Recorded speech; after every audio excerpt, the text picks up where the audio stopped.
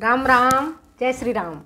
प्यारे बच्चों, पिछले वीडियो में मैंने आपको कुछ एमसीक्यू पूछे थे और मैंने देखा कि कोई बच्चा उसमें सही उत्तर नहीं दे पा रहा है। मैंने जानबूझ करके डिस्क्रिप्शन बॉक्स में नहीं डाला था उसका आंसर, जबकि मैंने उसको पढ़ाया है, क्वेश्चन भी बताए हुए हैं, लेकिन आप लोग को इंटरेस्ट शायद नहीं है उतना क्वेश्चन को पढ़ करके और सही तरीके से करने में। कुछ बच्चों ने लिखा मैडम साथ के साथ आंसर भी बता दीजिए। अब तक तो मैंने सारे के सारे का आंसर बताते गई हूँ एक्सप्लेनेशन के साथ। मैंने आपका टेस्ट लिया था, उस टेस्ट में आप सफल नहीं हो पाए। चलिए, हमारा काम है पढ़ाना। कर्मण्येवाधिकारस्ते मा फलेषु कदाचन। हम अपना कर्तव्य कर्म करते रहें, फल तो ऊपर वाले के हाथ में है। तो चलो, आज मैं टेक्सटाइल से संबंधित प्रश्नों को पूछती हूँ और उसका उत्तर भी देती हूँ। पहला है, भेड़ों के किस्म के अनुसार उनसे प्राप्त ऊन को कितने वर्गों में बांटा गया है? जो भेड़ का शरीर है, भेड़ों के किस्म के अनुसार उनसे प्राप्त ऊन को कितने वर्गों में बांटा गया है? 2 श्रेणी में, 4 श्रेणी में, 3 श्रेणी में या 6 श्रेणी में? बताओ आप, कितने श्रेणी में उसको बांटा गया है? आपको पता ही होगा, पढ़ाया गया है। भेड़ों के किस्म के अनुसार उनसे प्राप्त ऊन को बांटा गया है 4 श्रेणी में। सिर का बाल अलग होता है, गर्दन का बाल अलग होता है, पीठ का बाल अलग होता है, पेट का बाल अलग होता है? तो 4 श्रेणी में उसको बांटा गया है। नेक्स्ट क्वेश्चन है आपके, सभी प्राकृतिक रेशों में से सबसे निर्बल रेशा कौन सा है? सभी प्राकृतिक रेशों में से सबसे निर्बल रेशा कौन सा है? तो प्यारे बच्चों, आपके ऑप्शन है लिनन, कॉटन, ऊन, रेशम। सबसे निर्बल रेशा कौन सा है, कमज़ोर रेशा कौन सा है? जो मैंने आपको बताया, सबसे कमज़ोर रेशा इनमें से ऊन है। क्योंकि भीगने के पश्चात, क्योंकि वस्त्र गंदा होता है, उसे धोना पड़ता है, तो भीगने के पश्चात उनकी जो अपनी सामर्थ्य है 25 से 30 या उससे भी अधिक अपनी सामर्थ्य खो देता है। मजबूती बढ़ता नहीं है, मजबूती बढ़ता है कॉटन का, ऊन का घटता है।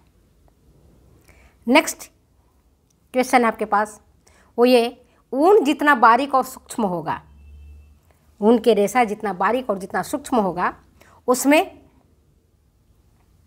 मेडुला की परत कम होती है,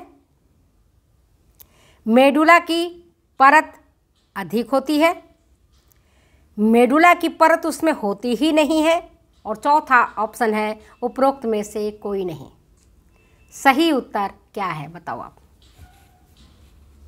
सही उत्तर क्या है? सही उत्तर है मेडुला की परत कम होते। जितना अधिक ऊन बारीक होगा, सूक्ष्म होगा, उतना ही उसमें मेडुला की परत कम होगी। मोटा और जो कड़ा ऊन होता है, उनमें जो मज्जा होता है वो अधिक मोटा होता है। अब मज्जा के ठीक मध्य में एक पतली परत होती है। नेक्स्ट क्वेश्चन आपके पास, मेरिनो ऊन के रेशों की लंबाई कितनी होती है? मेरिनो ऊन के रेशों की लंबाई कितनी होती है?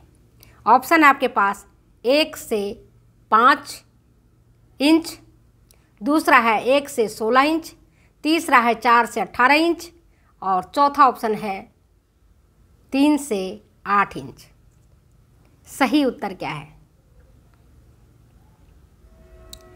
मेरिनो ऊन के रेशों की लंबाई होती है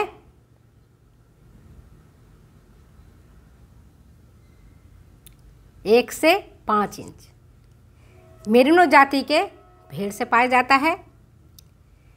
स्पेन में इसकी ज़्यादा, इस जाति के भेड़ मिलते हैं। समझ गए? अब मैं मेरिनो जाति के रेशों की लंबाई बता दें, 1 से 5 इंच होती है। स्पेन का बेस्ट क्वालिटी का होता है। जो घटिया किस्म का ऊन होता है उनके ऊन कड़े होते हैं, बाल जैसा होता है वो, उनमें खूब चमक होती है, उनकी मजबूती भी कम होती है, एलास्टिसिटी भी कम होती है।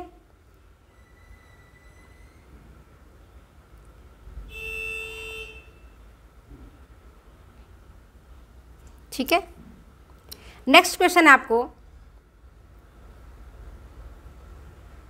ऊनी रेशा अपनी मौलिक लंबाई से खींचने पर बिना टूटे कितना % तक वो फैल सकता है? ऊनी रेशा